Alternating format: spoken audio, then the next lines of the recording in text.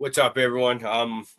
Actually, I just texting with Fluff right now. So, Fluff, if it's his fault, I'm ignoring you. I hope everyone's doing well. As you can see, G-Bay's not here right now. He's on his adventure to go pick up a new car. So I told him, dude, just take the night off. You've got more important, better shit to be doing, man. So go do that, and I'll hold it down over here the best I can for a bit. Cheers, Skunky. I see you there, brother. Noof's in there. Hoolie's always there hanging out with us. Cheers. I love you so much, brother. Laid back dad's kicking it. Dr. LeBay always kicking around. Always usually the first person in the live chat. It was Hoolie today, though. Doctor right behind him. I hope everybody truly is having a great night. I'm about to fucking do a dab. And then I think I'm going to twist a joint. And we're going to talk a little bit. And how does that sound to y'all guys? Let's rip a quick dab.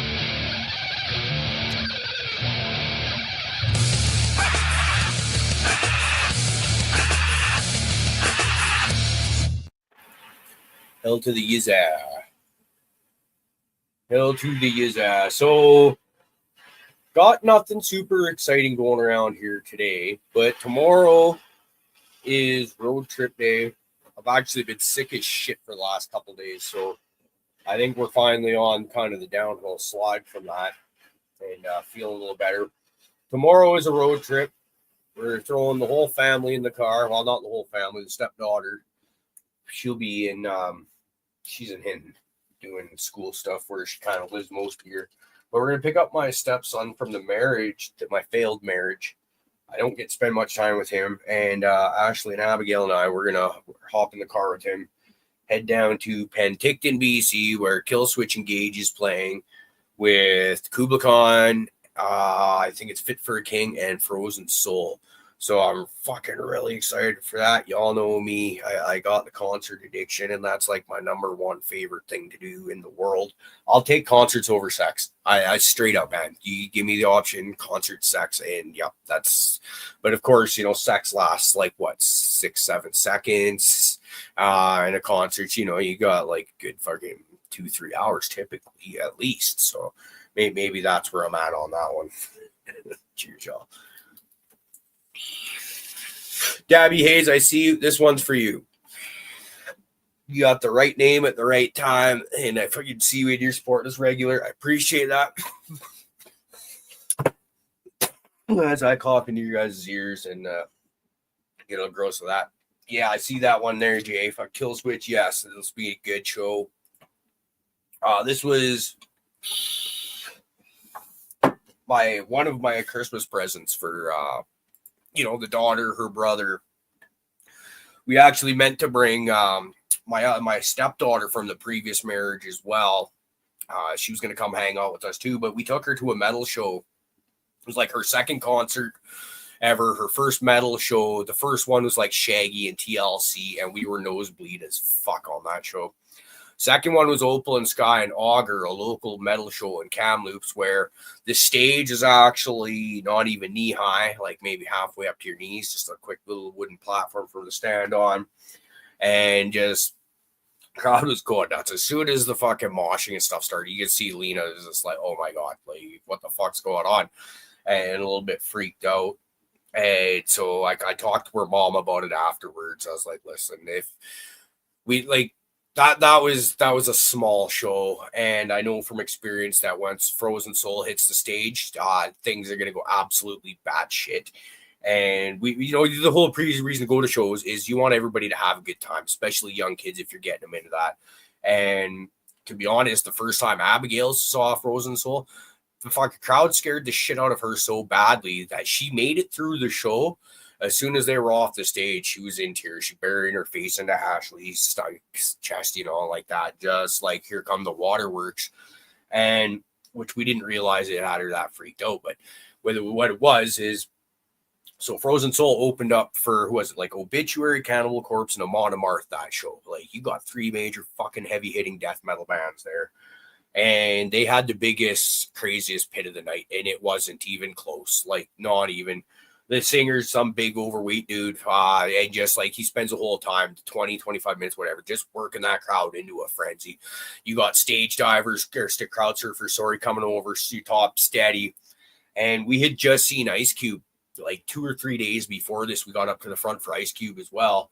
And you had 2 or 3 drunk bitches passing out in the crowd that have to go over the front rail. And you kind of explained to the daughter, who's 10 years at the time, maybe, yeah, it would have been 10 at the time. What's going on? We don't drink. She's not used to being around that. And I explained to her, oh, that's what happened. And, they got to get out of there for help. So a couple days later, when we go see Monomarth Cannibal Corpse, you got this band Frozen Soul. I didn't know anything about them opening up. And crowd surfers are just fucking steady. The crowd's going nuts. Like you turn and you got the mosh pit right there. We're at the front rail and everything, right? But this was for a 10-year-old who's never experienced that crazy of a pit on the floor. It was just too much. Freaked the fuck over. So her sister, who's even more timid than her, I just kind of was like, this might be a bad idea for Lena to come. It might be too much. So we're going to take her to a different show here later on, which the extra ticket means my Ashley gets to come with us, actually. So that works out really well. We're excited for that. Cheers, I seen you. Cheers, Ty. Going to concert tomorrow, Ty. Excited for that one. Not the reggae stuff I usually see you posting up, brother, but concert nonetheless. I love it when I see people posting up about going to shows, like anytime, whether you're a constant goer or this is the 1 in 5 years that you get to hit. I like to see it. It just gets me excited. What can I say? Get a joint twisted here. Probably got a better chance at it. So my prediction for this this concert tomorrow is once again, like I said, you got Killswitch Engage, Kubla Khan, which I'm actually more interested in them.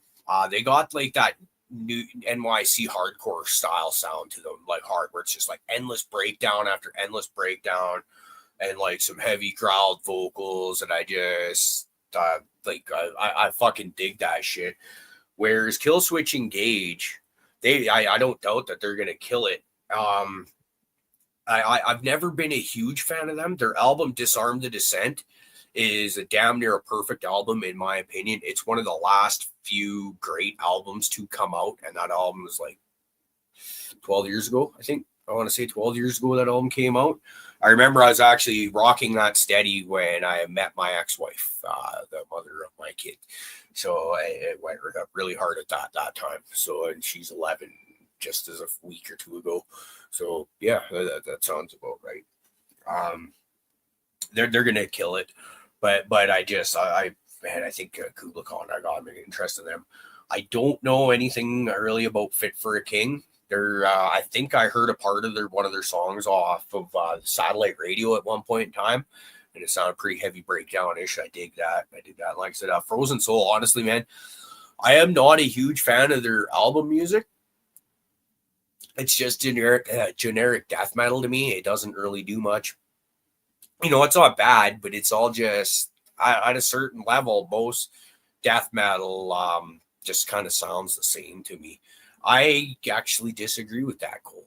I'm like, Howard had like 2 or 3 good songs in my opinion, but without that Disarm the Descent album, if I were to remove that album, which was Jesse Leach's first album back or song back after, I would have to say that I like about as many songs with Jesse Leach as I do with Howard Jones. So, yeah, that's personal opinions are great. Dropout Kings. I don't believe so, but it sounds vaguely familiar.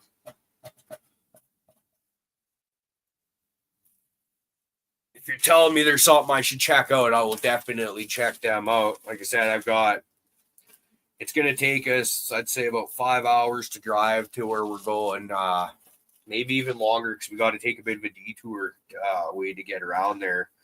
We're going to go hit up a native dispensary where we can stock up on affordable concentrates and stuff. Okay.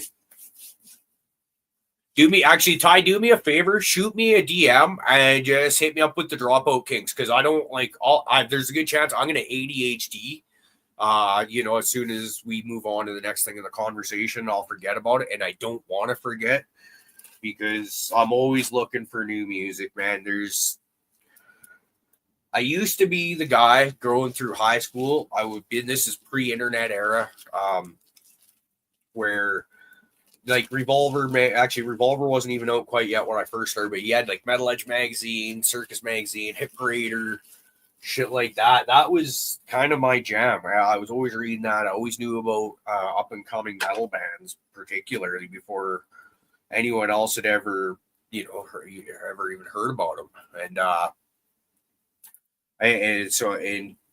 was always into, like I said, what's new, what's fresh, and all that shit. Some of it's good, some of it's bad, how all that is. But nowadays, I don't know where to look anymore because I don't read magazines too often.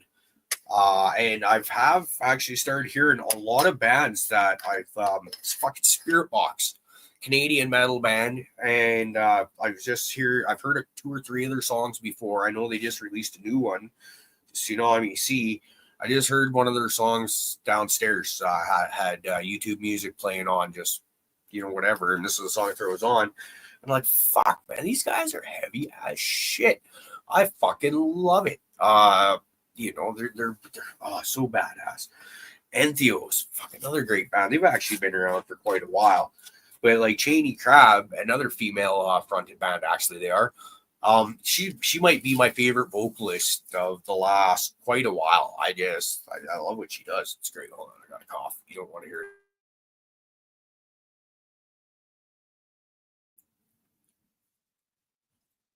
And so kind of scrolled on that one. So when I get people that are like, yo, check this band out, I like to try and make sure I do it. Because I just don't know where to look really anymore. Although I gotta say, YouTube music, when you put it on the random and you let it give you its suggestions, YouTube music I find is usually pretty good and stays in my vein pretty good. When Spotify does the same fucking thing, it's usually like I'll be like, did I put this on my playlist? Like, there's no fucking way I put this. Like, I don't ever fucking listen to this shit. And it seems like every time I let Spotify try and make suggestions, that's how it is, where YouTube actually fucking digs me, which is weird. They don't like this channel. They don't like our shows. We're not, we always get told bad things pretty much every show we do. I get an email from them saying, we cannot monetize. And it's like, well, we knew that. We applied and you told us that we can't. Now they feel the need to rub it in our nose every time. It's kind of funny. I'm high as shit. I'm not gonna lie. I'm ping ponging all over the fucking place here in my brain. I want to shout out to Fluff. I just had like the best fucking morning ever. But y'all know I'm kind of mental for baseball. Yeah, kind of. It's an understatement. Completely mentally unwell for baseball, and I recently took up collecting baseball cards again on like pretty well Christmas Day last year, and that's when I discovered eBay, and I'm like, holy shit, this is an amazing thing. And then you start looking at shipping costs and stuff like that, because you can get a lot of really good cards for reasonably cheap, stuff like that, if depending on what you're looking for, or really fine cards that are really expensive if you got cash flow for that. I'm not looking for anything massive here, right? Just a few cool cards from a few players that I really like. But the shipping fees to get it over the border is like, wow, it's nuts. And a lot of the people down in the States, because that seems to be where most of the people are, a lot of them won't even ship up to Canada. So there's got to be a way around this. It's like, without telling Fluff, I started shipping stuff to his address, and then a couple hours later informed him that he might have mail, and he was okay with it, which I kind of figured. Cheers, G-Man. I hope you're doing well, buddy. If you landed, y'all good? Hopefully. Freaking proud owner of a new car here pretty soon. Fucking exciting times. Let's do a dab for that. I just lit the joint, but G-Bay gets a dab. Oh. So, anyways, finish the rambling ass story here. For basically damn near 3 months, Fluff's been holding on to they're collecting envelopes from me. It's fucking great. I'll even get the thing of empties here. dropped a couple there. So all these come out from Fluff. I had a whole bunch of envelopes full of baseball cards mailed to him. And he sent that package and it showed up today. Goddamn, I was in heaven. I tell you, man, it took me over an hour of sitting there opening envelopes and it's all baseball cards and it's all for me. Like, this was better than Christmas. I shit you not. Like, I'm just like, like it was feeling like shit because I'm been sick the last couple days, right? And it was like chicken soup for my soul was this massive box fucking baseball cards. Don't take much to keep me happy. There's actually some cool shit in there, you know. Actually, let's see. Most of you guys aren't going to care about any of this shit, and you know what? That's fine. You don't have to be, but like, check this out. So I used to watch a lot of football, be a massive football fan back in the day. I'm a Joe Montana guy, back when he was with the Niners. So I picked up a signed Joe Montana card. PSA certified or whatever, you know, like, fuck, to me, that's a cool fucking thing that for my child. I used to actually have that same card as a kid, and you know, wherever the fuck it is now, who knows, but like, it's cool shit like that to me, you know. Like, what else we got in there? Marcus Allen, my favorite running back of all time, you know. Again, here's his rookie card right there. Is it fancy? No, it's a PSA 6. Not great quality, but I'm not looking for an expensive card. I used to be and still am a huge Marcus Allen fan. So, you know, we need a couple fucking bunch more baseball. Actually, look at this. Kirk Gibson, kind of home run king there, hero, I should say, for the Dodgers back there. My dad's fucking favorite baseball player. So I found a PSA 6 of him for a few bucks. Get that fucking order up. If I can send that to my dad, he'll love that. He'll open that up for him maybe Christmas or on his birthday or something like that. Or no, I'll probably just send it in the mail before that. Let's face it, I will. And, you know, it'll make him happy. Shit, he don't even collect cards, but, you know, just, you know, I'm not going to go through everything because you guys will fucking just, I can already sense you're kind of going, glossing over in the eyes, so that's all good. Hell yes, big word. Hell yes. Yeah, he was great. And actually, I got to see him play a game. I was fortunate enough in my life to make it south of the Canadian border one time in my life. And it was when I was in grade 10, and we got to go and see a Kansas City Chiefs Seattle Seahawks game at the Kingdom, back when when it was still around. And it was it was cool. I even got to see him freaking rush in for a touchdown. I think it was another like fucking 5-yard run, 1-yard run, a little short one like that too. Really cool. Yep, I agree, Ty. That was a big one. Hell yeah. It's and then Freddie Freeman kind of just did the same thing for them in the last World Series, and I kind of, you know, like, which one was bigger in the end? It's hard to say. I kind of say fucking Kirk Gibson because it was older, more classic. Whereas I think Freddie Freeman's already been kind of forgotten about, but very similar thing. Cheers, Sheldon. Jeff Rowe, great to see you. See Fluff's in there once again. Thanks for that fucking package, brother. It was, oh man, it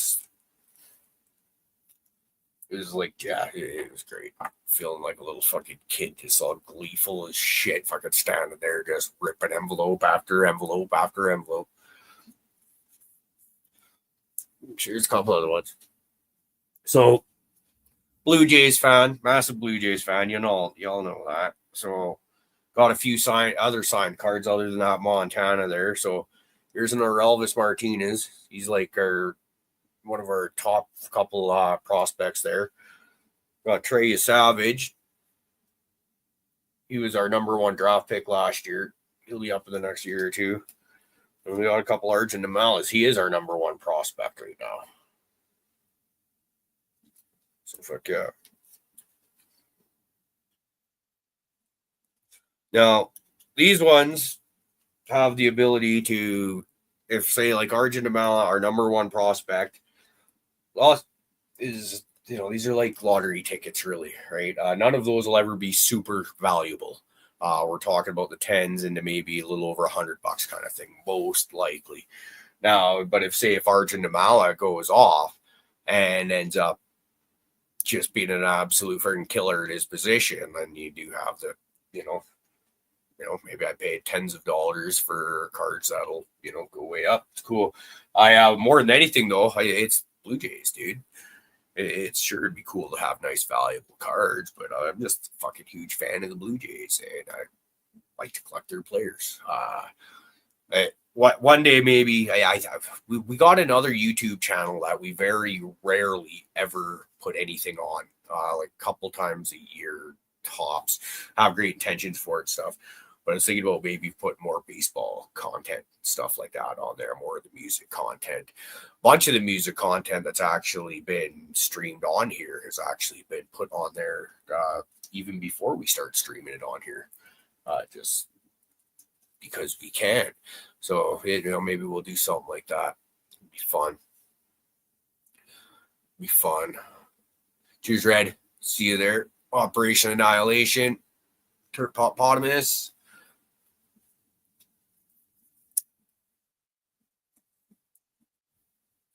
So,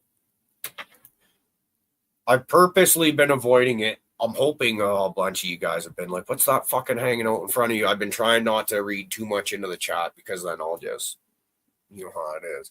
This is a Lilith right here from our brother Jimmy over at Blackbird Preservations. Getting close to that. And we like Lilith. We like Lilith a lot. Unfortunately, she's now done and over with. We cut it. It is what it is. We were hoping to kind of keep it around, but it didn't clone well. So I want to have a long flowering plant around at all times. I like the effects and what they do for me. We've got enough of the shit that's going to sandbag your ass and put you in the couch. I kick it around, right? So it's like, let's get something up in here that'll just fucking turn your head into a fucking, just a, like, when you fishing with your drag reel fucking low on your reel there, and you get a big whopper of a fish, and it's just like, I want that to happen to my brain. I want to grow something like that. So I think I might do a bunch of, say, the black Cuban rickshaws. I might even do all of them at the same time. There's usually, I think, about 13 seeds are in there, 16 of them. And I'll grow them all out till they're about 6 to 8 inches tall, and then I'll flip them. Jimmy told me already that you're looking at 60, like your minimum 16 weeks. Flip time, these things will continue to grow. I can get rid of the males right off the bat, and then keep whatever females I want. I think I like the idea of that.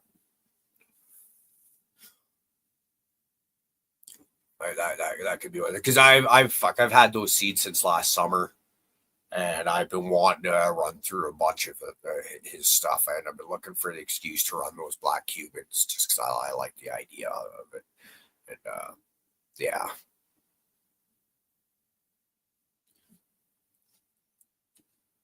I look up and I see big word talk about Manitoba hosers. Huh?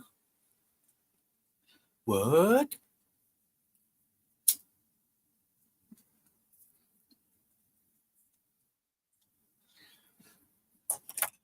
All right.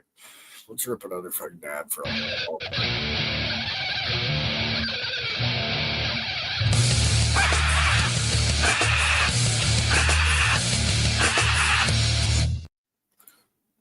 Yeah. Well. Oh, and here's another one. So, Fluff, you sent me the candy up here. Very ever so thankful. This is like still one of my absolute favorites right now since I've rediscovered bottle caps a little while back. The ones in here, I don't know that I've ever opened up a box of them. The ones inside are like fucking tiny.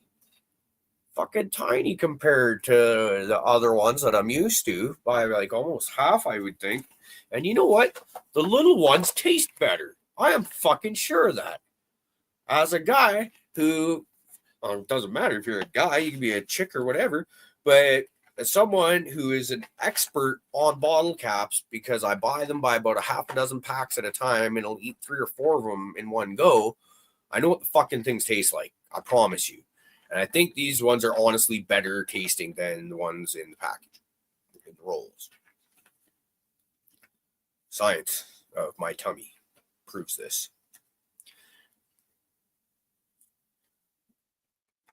But they're better, Ty. These ones taste better, dude. I promise. I when I first looked in the box, I said the same thing. I was like, "What the fuck is this?" They're minuscule, but they taste better. And there's a shit ton of them, so I think the weights probably even out.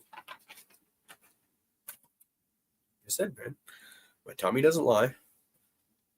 Cheers, Marshall.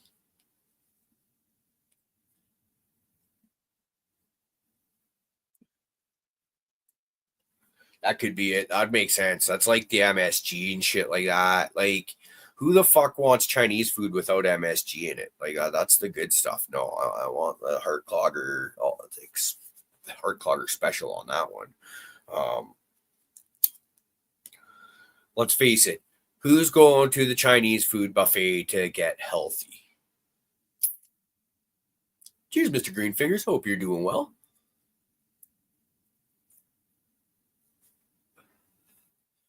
Here's what this. So, does anybody follow WNBA at all? I don't really, but when Caitlin Clark started making her name get real fucking big and loud last year, it's hard as a sports fan in general, hard for me not to kind of pay attention to that. And then she's got that other rookie star that was drafted to play for Chicago, Angel Reese. And I just like, holy fucking jealousy. It's like, what a jealous, ugly person she is. And when I hear Angel Reese bitching about Caitlin Clark and I should be the one, I'm the one that's causing all the attraction and stuff like that in the WNBA. It really honestly reminds me of Dave Mustaine when he's crying about Metallica. Like, I should have been there. I was supposed to be a part of that. Like, no, you fucking weren't, man. You were a dickhead. They kicked your ass out. And as a guy who actually loves Megadeth, they are my favorite band. I think the fans ended up really winning because you ended up with 2 really great fucking bands. Whereas in this situation, Angel Reese just seems like, yeah, she's an elite basketball player. Yes, absolutely. Won't deny that. She just seems like a shitty human being.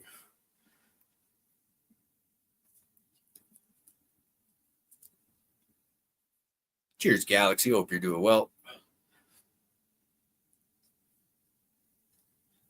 Fuck yeah.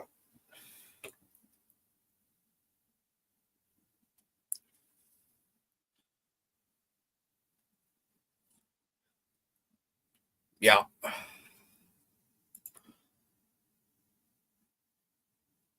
Yeah. I think that's probably a good one. I was watching something there where they were comparing Caitlin Clark to Steph Curry, and they were showing like possession and release times and stuff like that. Just the way she's always shooting from distance and I was like, holy fuck! Like I'm not a huge basketball guy.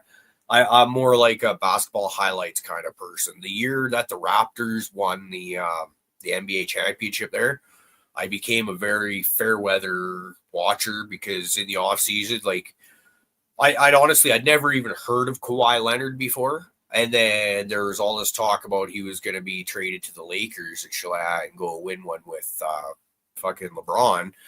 And then all of a sudden he's traded to the Raptors. I'm like, oh, fuck, what's this? This is a big deal. And I watched that entire season and really got into it. But then I haven't watched too many full basketball games since then. But seeing the way, I don't know, Caitlin Clark highlights are fun to watch. So I don't know, maybe if my sports streaming app ever starts putting WNBA games on, maybe I'll start taking up watching a few videos. I'm the kind of person that could just put the sports channel on all day long and just leave it there.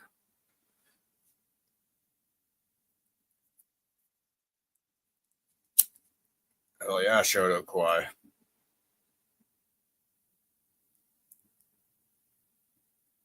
It's funny then him going to the Clippers, and it's where I haven't really heard anything about Kawhi other than he still seems to get injured pretty frequently since he left the Raptors. I don't think the Clippers have done much.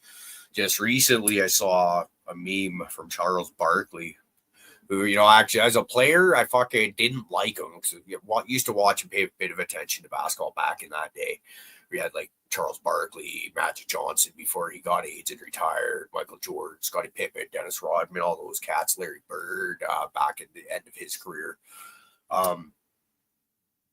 Shit, where was I going? Let's talk basketball. Basketball something. That's enough basketball. I don't think I need to talk anymore about basketball. That's probably why my brain turned it off. It was just like, you know what? You don't need to go any further. We'll just fucking throw you the MIB fucking deneuralizer thing. Okay, blank you the fuck out and start on anything.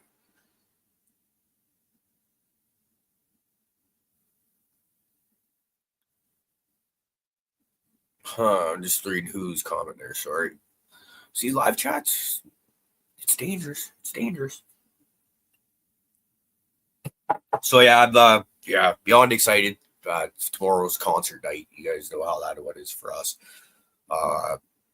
3 bands we've never seen before. Really excited for that, and get to spend some time with my stepson.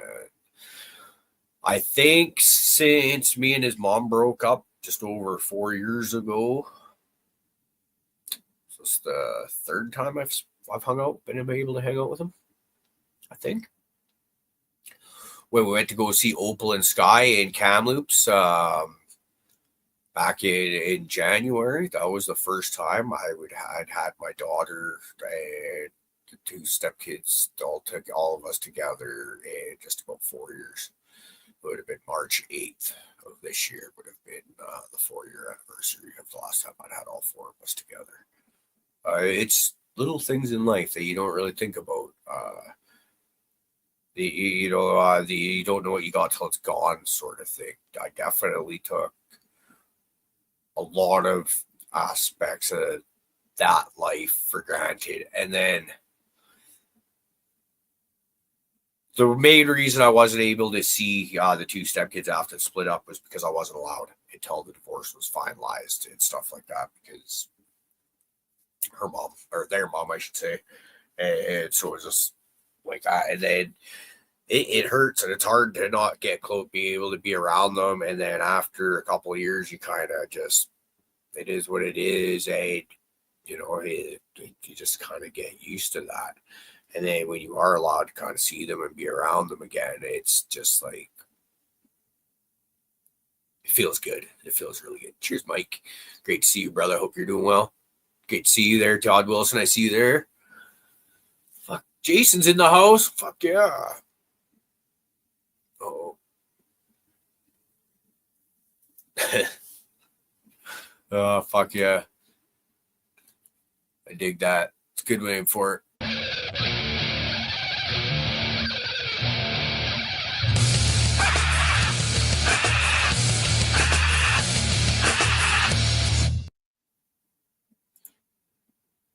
Oh, fuck you, Fluff. Oh, dude. Seriously? Like, man, Firehouse to me would be like, oh, all 3 of those will be great, but like Firehouse to me, Firehouse's self-titled album is, in my opinion, the best hair metal album that didn't come from Guns N' Roses. I like Appetite to me is just the best, probably the best album to come out of the 80s. So once you take away this, like the obvious stuff like that, and like, man, that album is so fucking good. Yeah.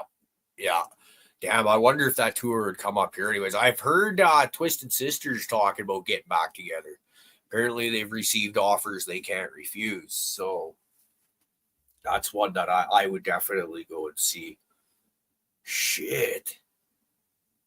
Dude, I'm excited for you now, man. Dad, you got that Static X show coming up, dude. You got some good stuff coming.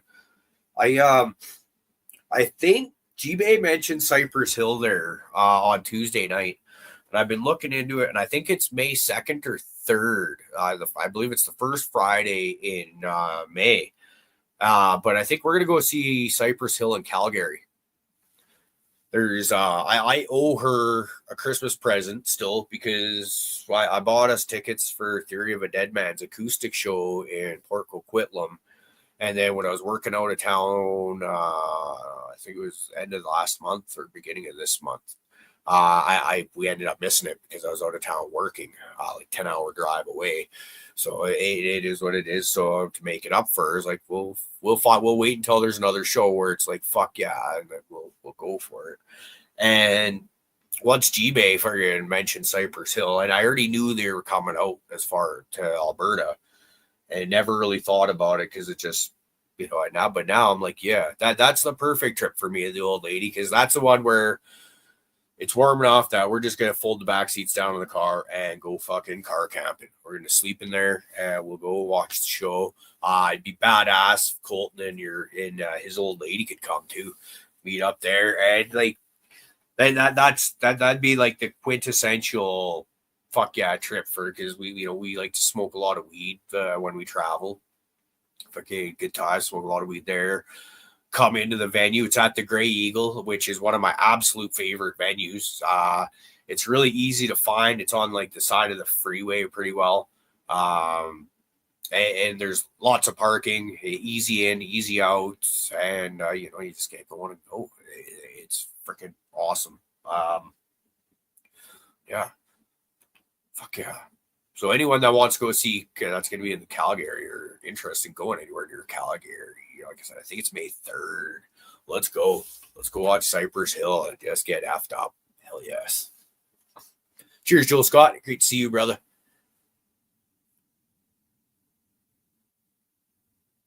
Oh, shit. That's a good one. Yep. Yeah. Yeah. I've been seeing videos lately of Cypress Hill doing they're doing their songs with like symphony kind of backgrounds in the and stuff, and it's interesting. I wonder who's going to be opening up. It doesn't say. I know on the East Coast they got De La Soul and the Far Side opening up, which would be badass. But I have a feeling neither of those guys or crews are going to be opening up in Calgary. But hopefully it's someone awesome. I love that.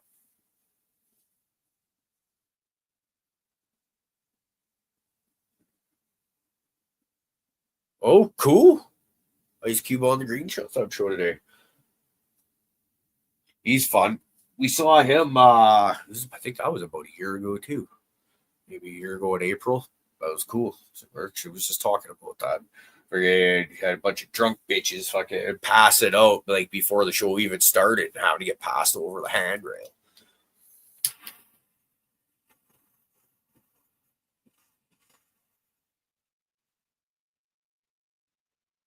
I wonder.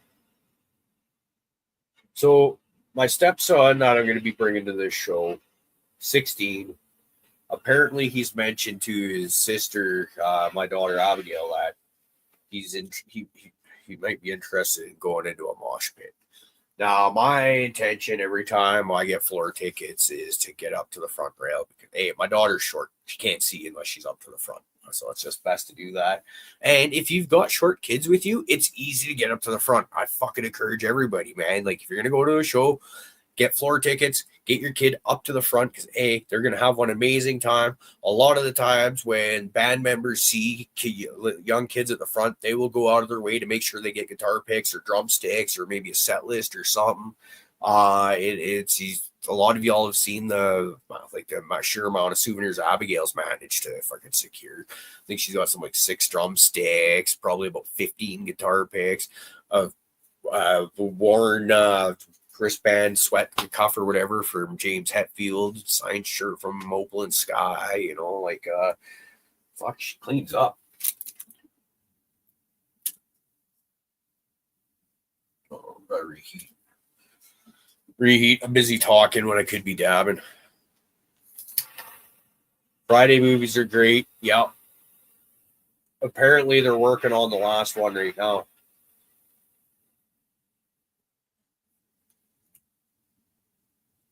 I'd definitely be down for another Friday movie. How long has it been? Like 20 years since they did the last one?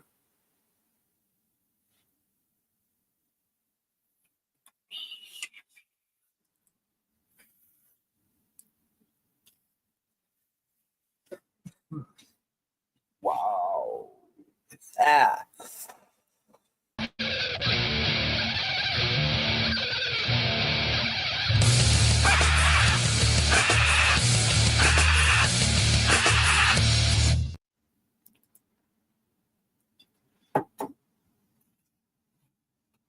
I saw Judas Priest about 5 years ago.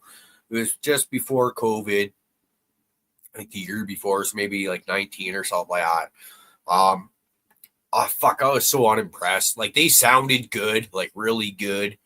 They didn't put on much of a stage show because they're fucking ancient, right? So there's that. But a lot of it was the set list. I've been listening to Judas Priest for over 30 years at this point, right? And for me to have been listening to them for that long, and they only played 7 songs that I knew in their hour and a half long set or whatever, is kind of a bit ridiculous in my opinion. Like, they're only playing their new shit, like off their most recent 2 or 3 albums, and then throwing a couple bones out there every once in a while. And some of the songs that I knew were off of Deceiver of the Gods. What's the name of the album? Halford's first album back when he first came back. And there's only like 4 songs that I was actually, or like the Judas Priest songs that I was actually going there to see, like raw. But they fucking sounded amazing. To hear the guitars coming at you that loud through the freaking PA speakers and system like that was like fucking, yeah, they're cool. Megadeth, on the other hand, the first time I saw them, we were able to get up to the front rail for them, and it was just one of the most unreal experiences of my life. Definitely one of my top concert going experiences. I've seen them 3 times since then, and it's the same thing every time. It's always good. They always sound good. They always put on a good show, but it's never really anything different. And you know what? Honestly, I'm fine with that. Like I've said, like Megadeth is my favorite band, so I am biased towards them, and I will go see them anytime they come near me because, well, that's just what I do. It's one of the well, I can still say quite a few good things about my ex-wife, I guess, but one of them is that the first time I got to see Megadeth was they announced their Gigantour for, I believe it was 2013. It was like right after her and I first started seeing each other. And it was like Megadeth, Black Label Society, Hell Yeah, Device, Newstead, and Death Division. First time I'd ever been to her. She bought the tickets for that. And it was the first time I'd ever been to a big show like that where there's like more than one good opener band on the bill. Usually it was like stuff like Motorhead, so I seen them was cool. They had a couple good ones, but like usually it's like you go see, say like Alice Cooper and his opening band sucked kind of thing was like typical of my concert experience before that. Like, whereas you had like 3 killer bands on the bill and then a bunch of decent stuff in there. It was great. Hey, Kingfisher, hope you're doing well. Great to see you. Yeah, I love Dave Mustaine. I love his playing. His ego and attitude is, I can definitely leave it. Like I said, listening to him bitch and whine about fucking Metallica and the jealousy that just still fucking comes through so thick over 40 years later, you know? Like, come on, man, let it fucking go. Like I said, I honestly think the fans are the real winners in that. It's kind of like when Sepultura split up. Although that's not as good as an example because Sepulture's only released a couple of good songs since then. And whereas Soulfly released a lot of good shit. But still, like you end up with two bands doing good shit, right? That's kind of how I like to look at it.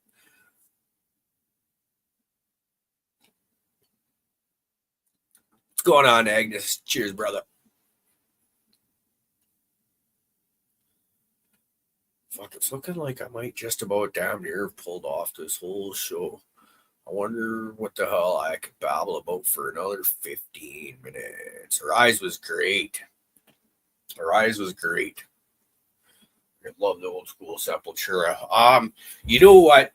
Here's one. What do you guys think about artists going back and re-recording old albums on better, more modern technology? I personally am all for it.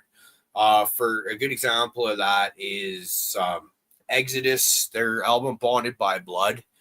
I have a hard time listening to that album. It's bad production. The vocals are washed out and stuff like that. I'm just like, I'm not one of those people that gets all nostalgic and awesome about how like, oh yeah, it's just the lack of production just makes it so much better. I'm like, nah, it's just noise, the kind of thing.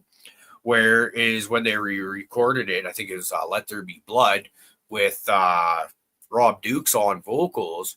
I fucking love that now, and I could listen to that shit constantly. Testament did the same thing with First Strike Still Deadly. And Max and Igor Cavalier have gone back and re-recorded, I believe it's Sepulture's first two albums. And they fucking sound great. Like, I think I wish more bands would do that. Now, like, I don't want Metallica to do that, go back and re-record Kill 'Em All, leave that album alone, right? It's because the way James Hetfield actually sings more instead of like yells or shouts or whatever his early vocal delivery was, right? He's definitely different, right? That would be not for the better, but there's a lot of those early fucking 80s albums are just sound quality poor, right? Get record awesome.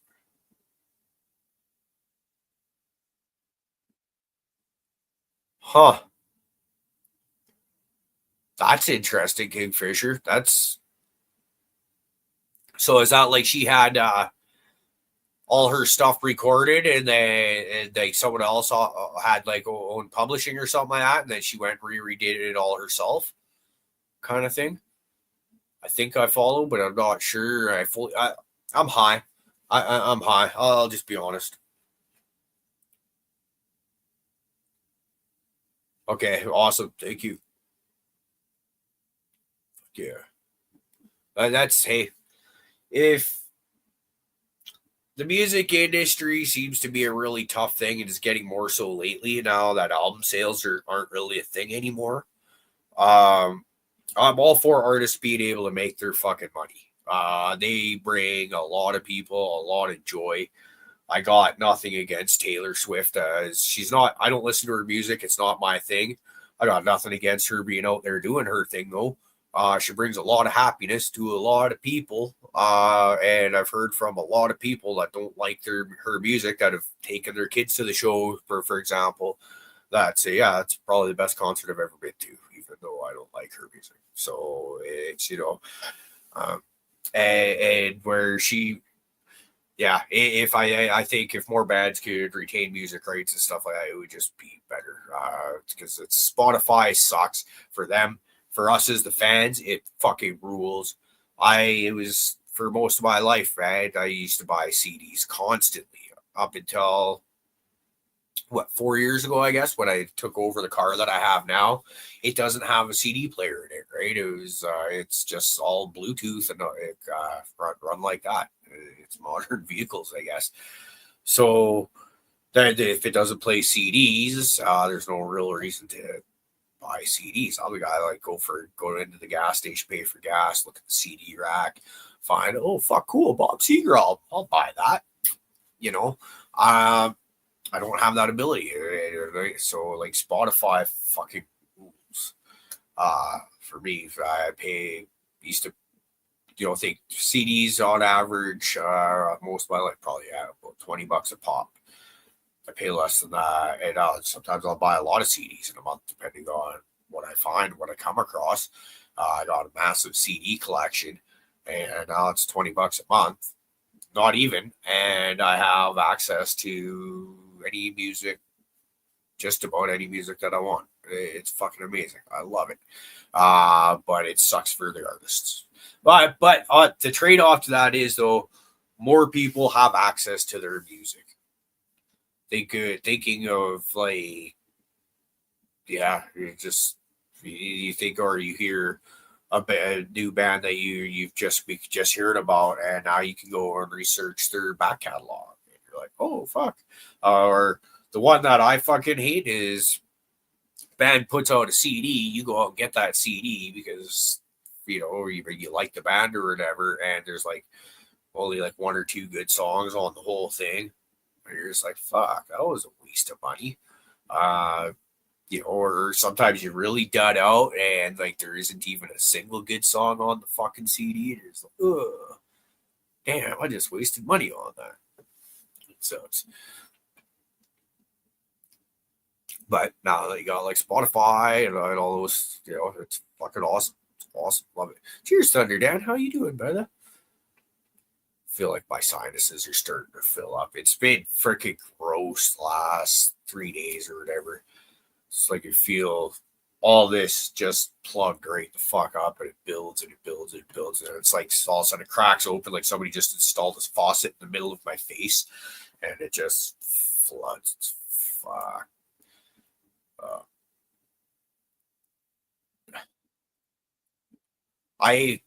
Anthrax isn't one of my favorites, but they do have some of my favorite songs, if that makes any sense.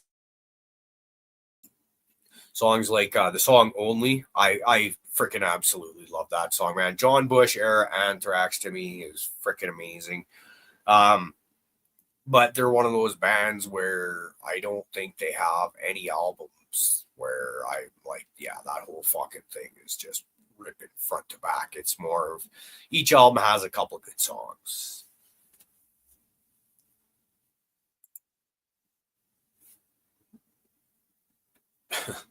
Nice. Fuck yeah.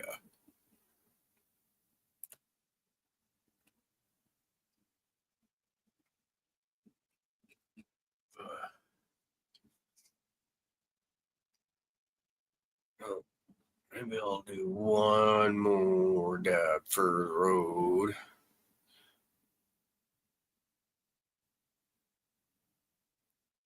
Oh, persistence of time. Yeah, that was pretty good. Yeah. Yeah. Not, but is it all front to back though? Nah, fuck, I gotta go listen to it now. Fuck, you're like giving me homework, which is not a bad thing.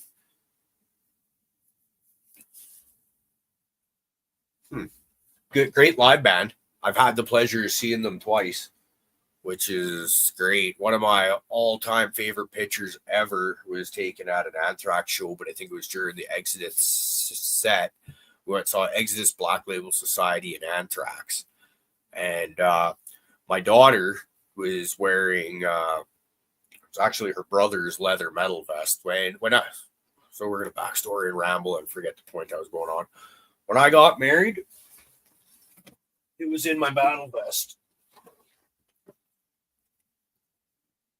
Didn't have nearly as many patches on it then as it does now, but I absolutely got married in this. My best men at the wedding also, you have to have a leather vest with patches on it. We're not wearing suits. Yes, I was wearing cargo camo shorts and stuff. Like I'm not a dress up kind of person. Never have been. It makes me really uncomfortable. So my stepson, he had a leather vest with a few patches on it too. By the time this Anthrax concert happens, though, he was like probably 13, 14, won't fit that vest. It's way too small for that point, but it was about just right for my daughter, Abigail. And so she wore it. And during the Exodus set, because she's short and she can't see anything, I have to have her on my shoulders so that she can see about stuff. And my pal Murray, who is there, I seem to see him at every show that I go to in Kelowna or Penticton. He was back in the crowd, and he has a picture of her from behind with her doing the horns up like that. and it's yeah, most of you've seen it plenty of times, I'm sure. And it's just, yeah, it's one of my absolute favorites. And I just fuck yeah, get to go rock out with Murray again tomorrow. It's gonna be great. He'll probably, if we get up to the front, which is absolutely the plan, he'll probably come up and say hi in between sets at some point. We get our place up there, we're not moving. You know how it is. You hold on to that rail. But I wonder if Lyndon, that's my stepson, I wonder if he'll go in the pit. I really truly do understand. There's a good chance we'll get up there and Ashley will be good up front for a bit. More often than not,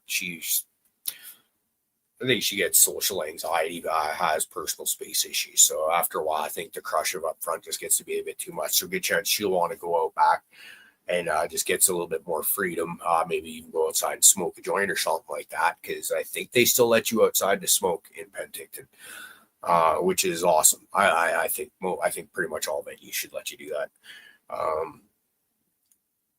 And then where was I going? I don't know. Talking about shows. I love it. Well, y'all, I think on that note, since I've done the fucking about 3 or 4 times in a row now, this last hour, we're gonna shut her down. Thank you all for hanging out with me. G-Bay, if you're listening, brother, I hope you're doing well on your trip and your cannonball run back home. Enjoy, brother. Have good times.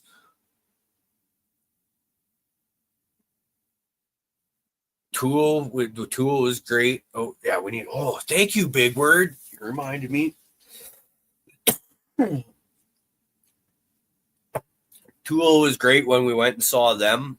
We were pretty center stage, but closer to the mixing board back for like row 20 or 21 or something like that, I believe. And they were cool. But that venue in Kelowna, the chairs, they had chairs on the floor, and like they don't fold up to give you that bit of a fucking, so you have a step so you can move around. You basically have this little fucking, not even a phone booth, right? A half a phone booth to fucking stand there like that. And the opening guy sucked. And then they were like fucking an hour in between the fucking guy that opened, and by the time they hit the stage, and you're just kind of because you're cramped and miserable, and they don't let you outside to go smoke joints. And, yeah. That was my downer for that. But I do remember Ashley she did smuggle her vape pen in, and it was either just before they went into Johnby or just as they did. She passed me the vape pen.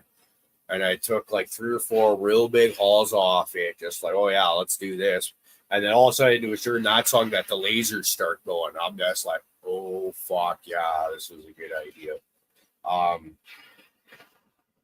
Yeah, I'd like to see them again. They're cool. I'll definitely go see them again. Feel like their tickets were not worth the price of the show though, honestly. I think those are, other than the Metallica floor tickets, I believe those are the most expensive concert tickets that I've ever paid for. And given how good Tool was, their performance was great. I got no criticisms of it, but their opener was fucking terrible. He's in like probably our family, we talk shit about shitty opening bands. And while Abigail didn't get to see him, Ashley and I, we definitely throw him in there with Oni and Rowan. That's our new worst fucking opener ever. He's the son of the singer from Our Lady Peace. It was just bad when we saw him. That was like a month ago. Okay.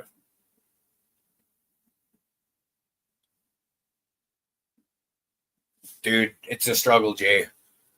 But if you also, that being said, if you go into the crowd on the floor, you can smoke. People do it. There's plenty of people that'll try and hide in the stands too. My thing is, I'm always there with my kid. Well, usually there with my kid, and I'm not like, and well, like I said, if I can, we're gonna get her up to the front so she can see what's going on. But I'm not gonna do anything that's gonna get her kicked out of the fucking show too, right? Like, if I get booted, obviously she's coming with. That would just be horrible. So it's one of those where it's not really about me. So you get good and ripped before you go in. If then it is what it is after that.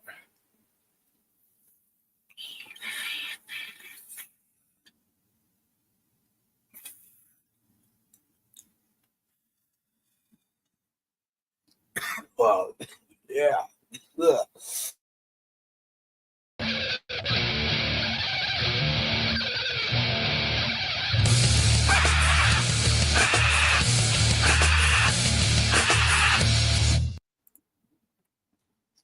All right. I think I am going to get out of here, go pick up the old lady because she doesn't want to walk home. Understandable. Uh, um, you all have a great night. You all have a great weekend. I'll be back Sunday morning for the. I was going to say Sunday morning shit show. Well, it will be a bit of that, but yeah, we'll be back Sunday morning. G-Bay, I hope you have a great trip, brother. I love hearing about people going on in adventures, man. Post lots of shit up on IG. I love to see it. And yeah, fuck, peace, y'all.